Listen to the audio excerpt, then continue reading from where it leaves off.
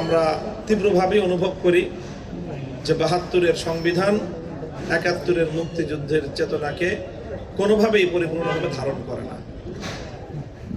এই ৭১ এবং ৭২-এর এই যে একটা সাংঘর্ষিকতা, এই যে একটা বিপরীতমুখী অবস্থান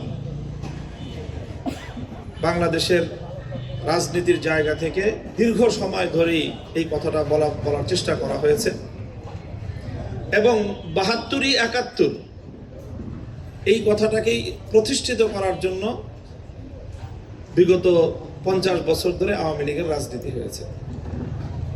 ৭২ যে পরিপূর্ণ ৭১ না, ৭১-এর জায়গা থেকে ৭২-এর যে বিচ্যুতি ছিল সেই জায়গাগুলোকে চিহ্নিত করার জন্য অনেকেই কাজ করেছেন। শহীদ প্রেসিডেন্ট জিয়াউর রহমান অবশ্যই তার মধ্যে অন্যতম একজন।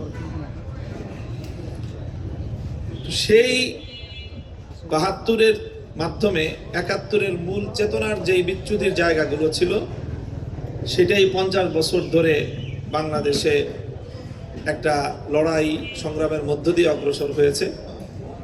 ২৪-এর যে গণ অভ্যুত্থান হয়েছে, আমি মনে করি ২৪-এর এই অভ্যুত্থানের মাধ্যমে ৭১-এর মূল চেতনা থেকে বাংলাদেশকে ৭২-এর মাধ্যমে যেই বিচ্যুতিটা ঘটানো হয়েছিল, ২৪-এর বিপ্লব হয়েছে সেই বিচ্যুতিকে সংশোধন করার জন্য। ঠিক যেভাবে ৭১ হয়েছিল ৪৭-এর পরবর্তী বিচ্যুতিকে সংশোধন করার জন্য, ২৪ হয়েছে ৭১-কে সংরক্ষণ করার জন্য, ৭২-এর বিচ্যুতিকে বাংলাদেশ থেকে উৎখাত করার জন্য।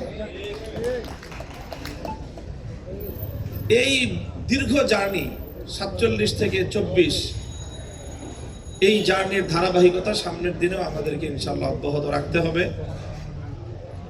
বর্তমান ক্ষমতাসীন সরকার বিএনপি সম্পর্কে একদিকে খুব কষ্ট হয়, আবার সহানুভূতিও জাগে। আমি অনলাইনে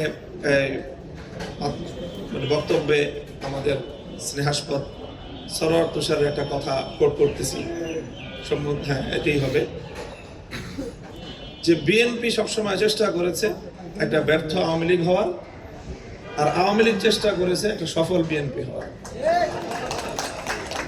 এই জায়গাটাতে ঠিক আছে না এই কথাটা?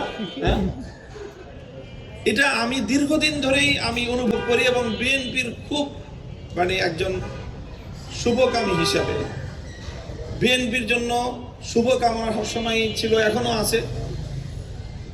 এবং এক ধরনের আমাদের অসহায়ত্বের জায়গা থেকেও ছিল, কারণ শহীদ প্রেসিডেন্ট জিয়াউর রহমান এবং জিয়াউর রহমান সাহেবের শাহাদাতের পরবর্তী সময়ে বেগম জিয়ার যে ভূমিকা, সেই ভূমিকার কারণে আমরা সবসময় মনে করতে হয়েছে আমাদেরকে এই যে আওয়ামী লীগের